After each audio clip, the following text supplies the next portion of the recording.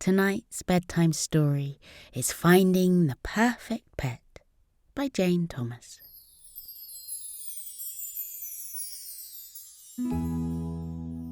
"We think it's time," said Elliot Elmwood's parents one damp and grey Saturday morning, when the world seemed to suggest it would never stop raining and nothing would ever be lovely again.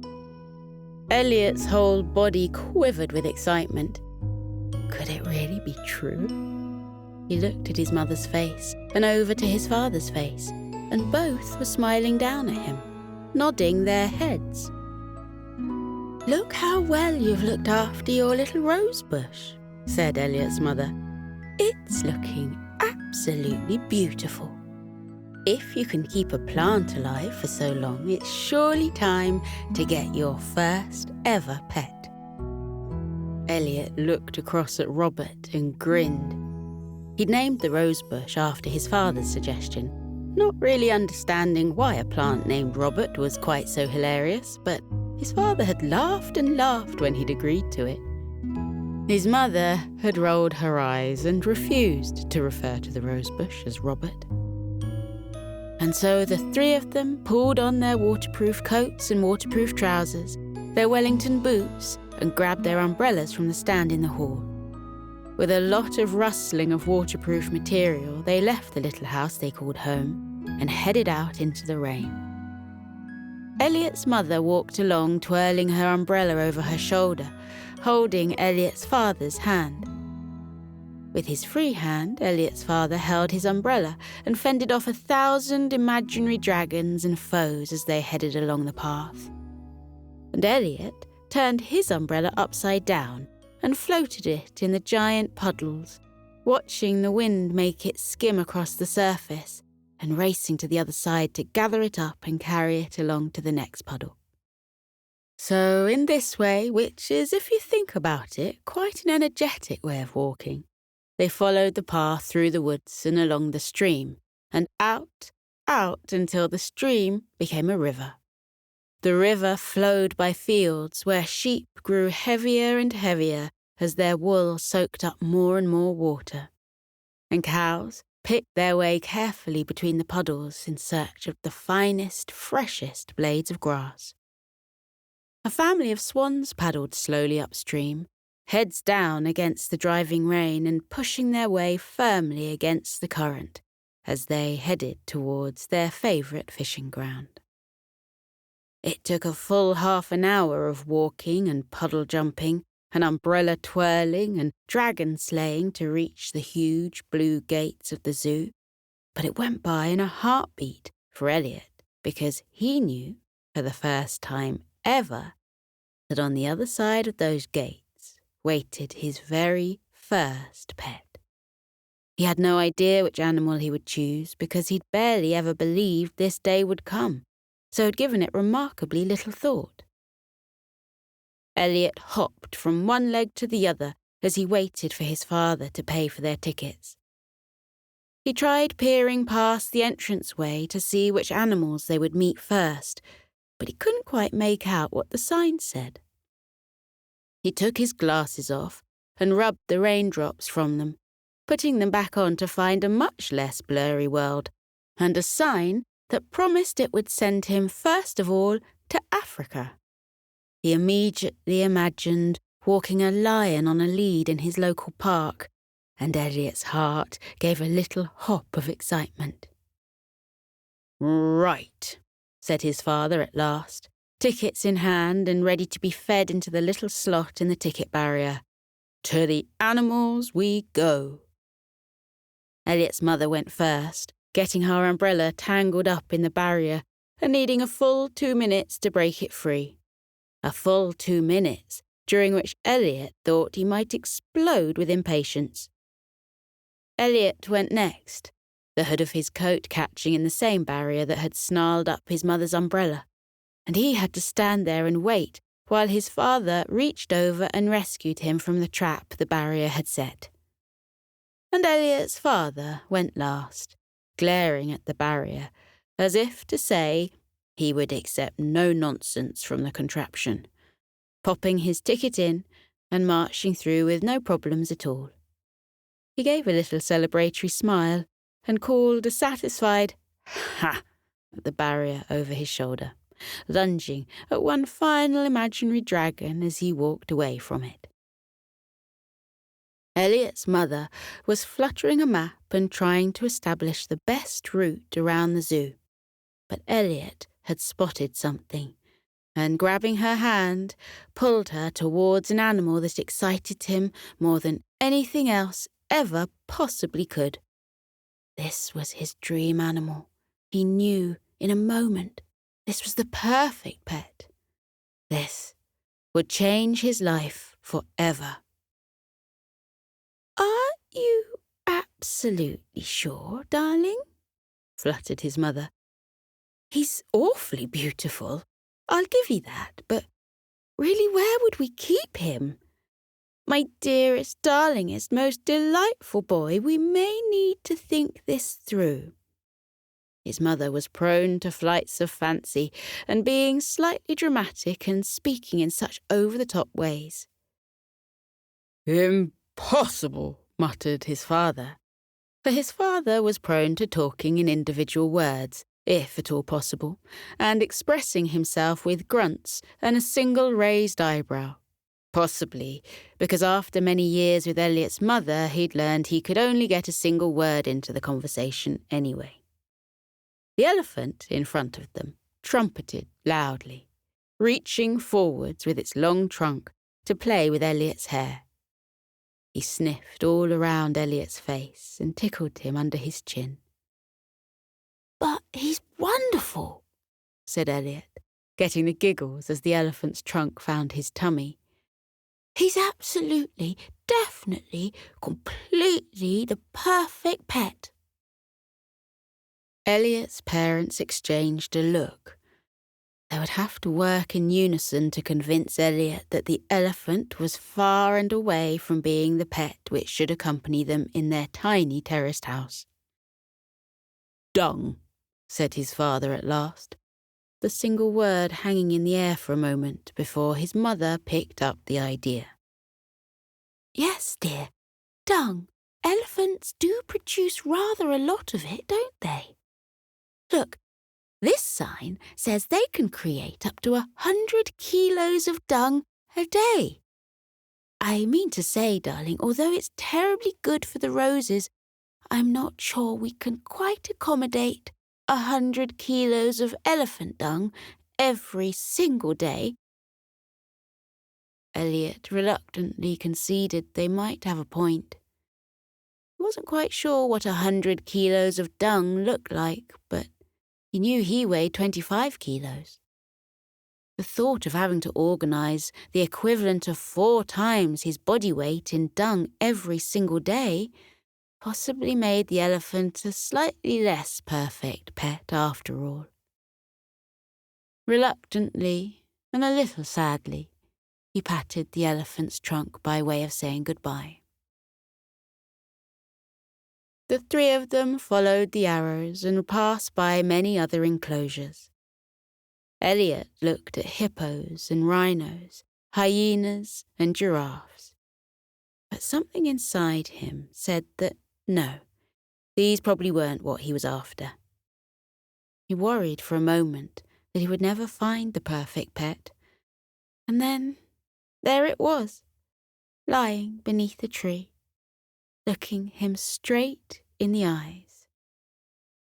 "There," he said to his parents, pointing across the field. "Under the oak tree. There is my absolutely, definitely, completely perfect pet, and I don't think you can say otherwise." "Oh my," said his mother. "Nope," said his father. Elliot sighed. "Go on then," he said. Tell me what is wrong with having a lion as a pet?" "Well, dear," said his mother, desperately skimming the sign for some information about the lion. She breathed a sigh of relief as she found what she needed. "I imagine imagine, my darling boy, that you want to spend as much time as possible playing with your pet, don't you? But lions, dearest boy, will sleep for nearly 20 hours a day. And if they've had a big meal, they may very well sleep for the entire 24 hours. Obviously, if it wasn't for all the sleeping, a lion would make a perfect pet indeed. She trailed off and left her husband to take over. Ridiculous, he said, raising an eyebrow. Elliot sighed.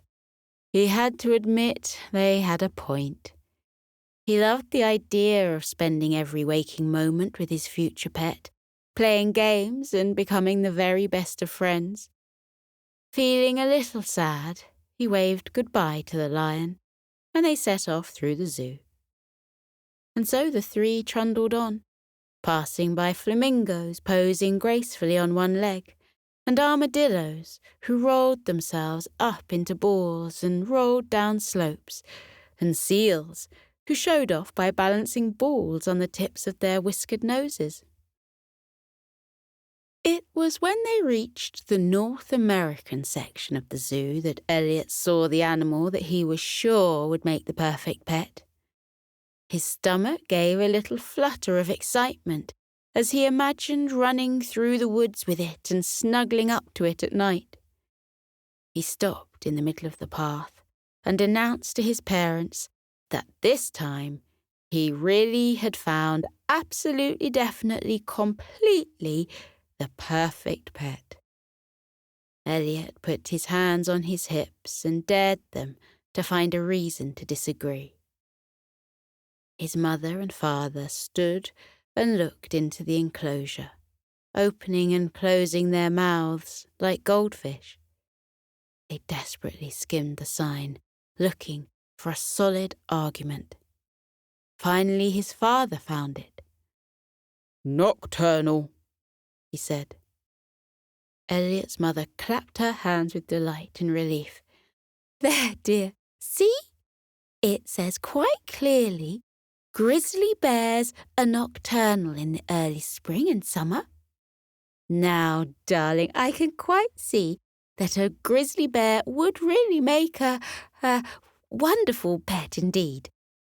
But isn't it such a shame that they're only awake at night for half of the year?" The bear looked at Elliot's mother and yawned. He stretched his enormous paws, scratching himself, then stood up to his full 9-foot height and let out a roar.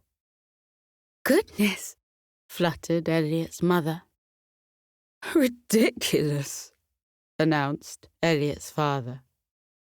Elliot just sighed. The grizzly bear did seem a little big and more than a little noisy, and maybe he wouldn't be the perfect animal to snuggle up with at night, given that he'd want to be out hunting instead. Reluctantly, he accepted that this was not his perfect pet. Elliot was beginning to think he'd be stuck with Robert Plant the rose for the rest of his life. His mother and father noticed him looking a little crestfallen and skillfully steered him in the direction of the zoo's cafe, coaxing a smile out of him by buying a frankly enormous slice of chocolate cake and setting it down in front of him. Elliot was determined to stay a little bit sad, but it's incredibly difficult to be sorry for yourself when a slice of cake appears the size of your own head, and it's all for you. By the time he'd licked the last of the creamy frosting off his fingers, he was ready to head out into the zoo again and start up the search once more. "Maybe you should consider something a little more, conventional, darling," said his mother. "You know, dearest boy, there's a lot to be said for hamsters and guinea pigs and rabbits." "Quite," agreed his father, giving a brisk nod. Elliot had played with his friends' pets many times and seen hamsters spinning round in little wheels and watching guinea pigs making nests out of egg boxes, and stroked rabbits and admired their long, soft ears. They definitely seemed like worthy, sensible pets, but he knew in his heart of hearts that he wanted something different. He wanted a pet that announced to the world that he, Elliot Elmwood, was out of the ordinary. And he could hardly do that if he went into school on Monday and told people he was now the proud owner of a goldfish. Elephants were out, lions were out, even grizzly bears were out. Elliot and his mother and his father moved on to the aquatic area of the zoo. Elliot walked past fat seals lazing on rocks, saw crocodiles lurking on the edge of pools, and in the distance could see penguins waddling around importantly. Finally, in the middle of a vast tank, he saw the perfect pet. "There," he said proudly, pointing out at the creature in the water. "You can't deny that is absolutely, definitely, completely the perfect pet." His parents looked at the dolphin dancing through the ripples on the water, and for a moment their hearts leapt at the thought of having such a pet. But they were ultimately sensible people, and well aware of the confines of their small terraced home, and knew that, unfortunately, a dolphin would not be coming home with them today. "Listen, dear," said his mother as soothingly as possible. "Although the dolphin is of course a terribly beautiful creature, I'm not quite sure it is the perfect pet after all. Look, this sign says that in the wild they have almost 100 square kilometers of sea that they'll call home. And that's a lot, my darling boy. That's an awful lot of sea. How much sea is that exactly?" she said, turning to her husband. 8,000 soccer pitches, his father said promptly. For as well as being a man of very few words, he was also something of a maths whiz and had rapidly worked out how to express 100 square kilometers in a way his son might possibly understand. "That does sound like an awful lot," Elliot said in a small, sad little voice. He mentally hung up the hoops he'd been imagining and forced himself to stop thinking how fun it would be to ride on the back of a dolphin every day after school. If he was going to get the perfect pet, he was going to be the perfect owner, and that meant ensuring the animal was as happy as possible. As lovely a thought as it was, a dolphin wouldn't be happy in his paddling pool. They'd now spent many hours walking through the zoo in search of the perfect pet, and all three of them were starting to lose hope. As they came towards the final area, Elliot read aloud the sign. "Rescue an animal today," he read. "Look, there's a special place for rescuing animals. Maybe we'll find one in there." He pulled at his mother's hand, and she trotted after him, his father following close behind. As they were about to enter the centre, the rain finally stopped, and the sun peered out from behind a cloud. A huge rainbow spread across the sky. "It's a sign," said Elliot's mother. "Look at that, darling. It's definitely a sign that something wonderful is going to happen in the Animal Rescue Centre." "Impossible," murmured Elliot's father, as he too thought that it was very odd indeed that the rain had stopped at just that moment, and such a glorious rainbow had appeared at just that time. They walked into the centre, and Elliot's face lit up as he saw colourful birds fluttering their wings, and kittens rolling around on cushions, and sleeping hedgehogs rolled up safe and warm.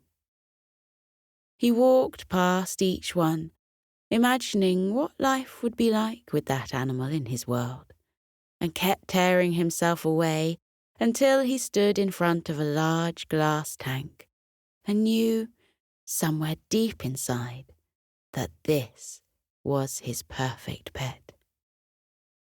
"There," he announced to his parents, "there is my absolutely, definitely, completely perfect pet."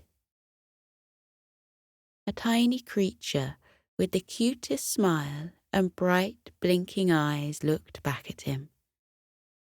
Elliot's father pressed his hand against the tank, and the creature swam up alongside. He was almost exactly the length from pinky finger to thumb. Elliot's mother pressed her hand against the glass too, and Elliot saw that the creature's 6 fluffy little branches growing from its head were the same colour as her bright pink nail polish. "Isn't he wonderful?" said Elliot. "Isn't he adorable?"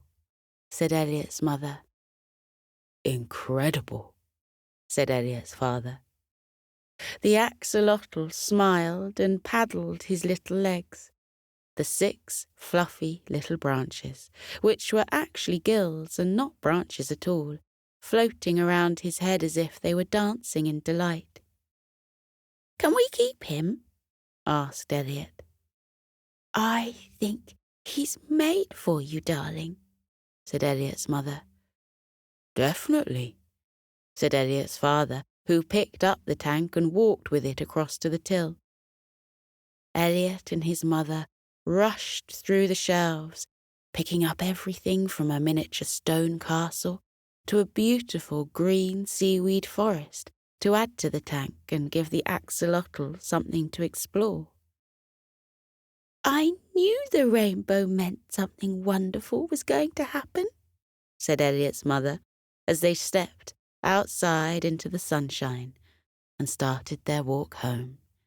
Elliot's father proudly carrying the tank and pretending for all he was worth that it really wasn't very heavy at all. When they reached home, Elliot cleared off a corner of the table in his bedroom, and the axolotl and his tank were put carefully in place. It stood next to the rosebush that Elliot had so carefully tended for so long. "But what shall I call him?" asked Elliot, suddenly struck with the absolute importance of getting the name just right. "How about something like Ace?" suggested his mother. "Ace, the axolotl. It has a nice ring to it, don't you think?" Elliot wasn't so sure. It wasn't quite right. "Archie?" he tried. "Arthur? Alex?" None of them worked. The axolotl smiled at him and blinked, waiting to be named. Elliot's father cleared his throat. "Axel," he said. The axolotl nodded. Elliot leaned towards the tank and tried the same name again. "Axel?" he said, and softly tapped the glass. The little axolotl swam swiftly over, pink gills waving softly as he swept through the water. "You're right," he said. "That's his name." Elliot's mother rolled her eyes at his father. "I know what you've done there," she said, looked at the little creature named Axel that stood alongside a rose. His father shrugged and smiled, enjoying the little joke. Elliot had no idea what they were talking about, but was absolutely, definitely, completely happy as he snuggled down into bed that night, with the soft glow of the water tank lighting the far corner of the room. Axel had taken himself inside the castle to sleep, dragging in some of the softer pieces of seaweed to join him, and Elliot pretended that he too was lying inside the walls of a castle in the softest floating bed. And he drifted gently into dreams that were filled with wonderful days learning everything that would make Axel happy, determined to be the best pet owner the world had ever seen. He dreamed of dolphins and elephants and flamingos balancing on one leg, and hedgehogs rolled up into tight little balls, and made a wish on the brightest star that everyone would know a day as wonderful as this.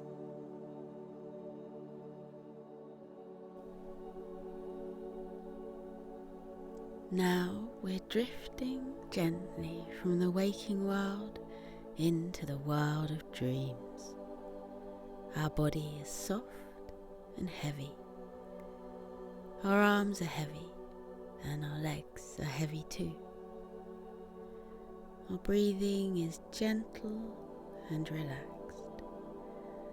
Our breath going in through our noses and down into our chests. Breathing in and out. Breathing in and out. Just like the waves lapping back and forth, carrying you gently into sleep.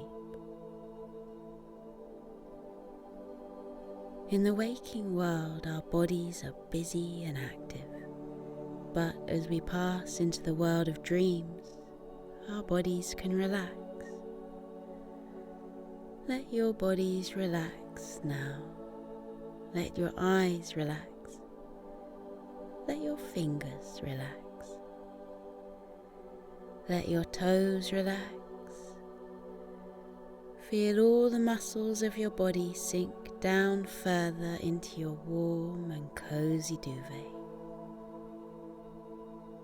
Feel your body rest heavily down on the firm comfort of your bed. Now feel as your body relaxes how your mind is released. Feel just how free your mind is. The world of dreams is like a playground for your mind. There are swings and roundabouts and slides where your mind can play. In the world of dreams, your mind gets bigger and bigger and fills your sleep with all kinds of joys and wonders and magical stories. And here is something that not many people know, but it's a secret I'm going to tell you. But you're the only one I'm going to tell. When we go to sleep and pass into the world of dreams, we are accompanied by the kindly spirits who live in the dream world. They live on the moon, and when nighttime comes, they float down softly as silk to meet each person who is drifting into sleep. The dream spirits are waiting there for your mind to arrive, and when you get there, they take your hand in theirs and squeeze it gently and guide you through the world of dreams. Isn't that wonderful? To have a guide who can keep you company even as you sleepwalk through the world of dreams. They take you by the hand They give you a friendly squeeze. They guide you into sleep. The spirits of the dream world ask you, what would you like to dream about tonight? And because your dreams are your very own playground, where you can build and create anything your imagination desires, you can answer however you like. Maybe tonight in your dreams you would like to climb a tree, sit in the canopy, surrounded by tinkling leaves and bathed in dappled moonlight, and listen to the nightingale sing, or the crickets chirrup from the forest floor below.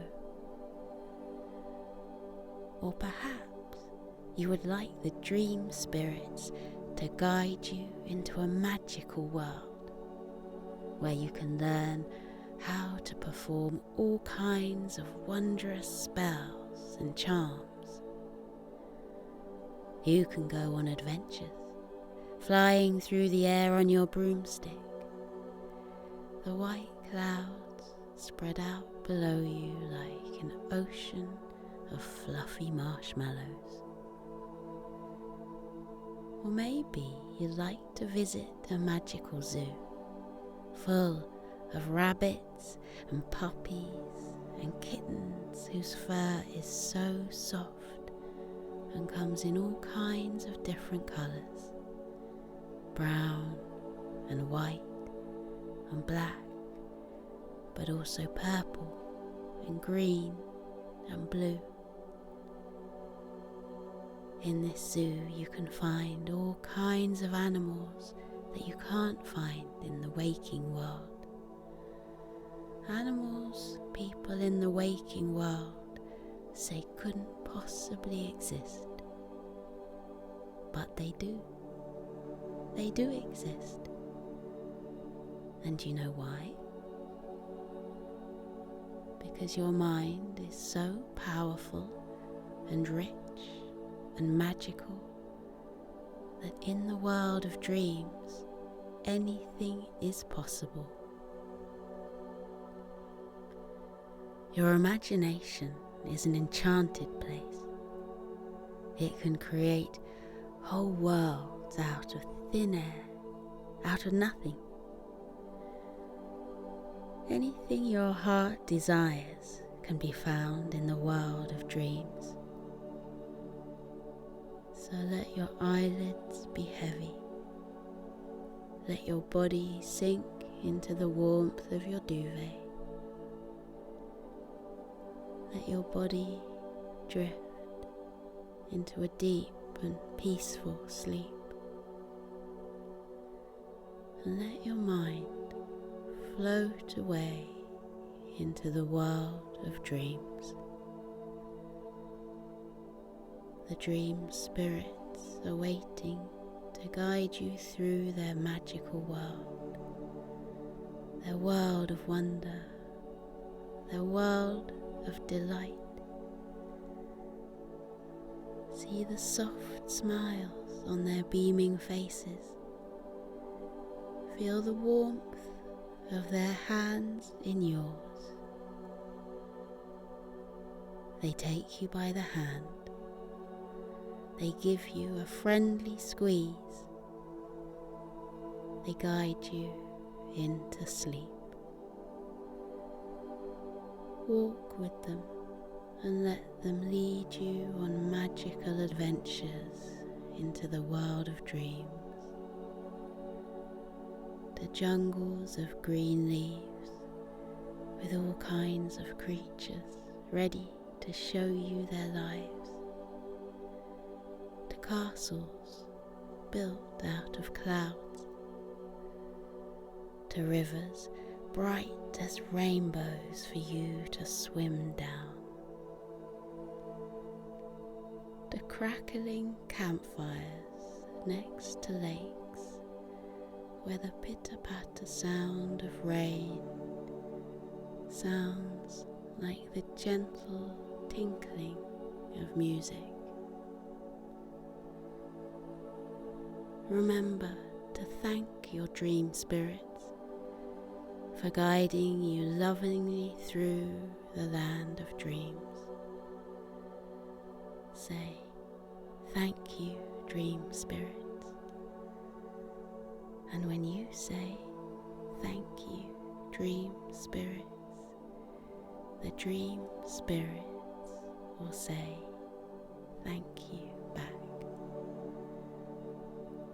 Because the dream spirits are just as lucky to accompany you through your magical dream world as you are that the spirits are there to guide you. So let your eyes close.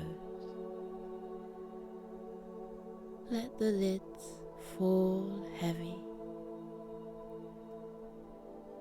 Let every part of your body, from the top of your head to the tips of your fingers and toes, be warm and heavy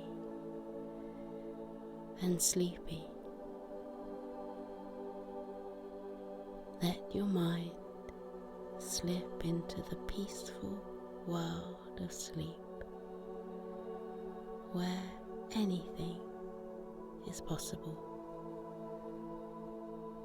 Good night.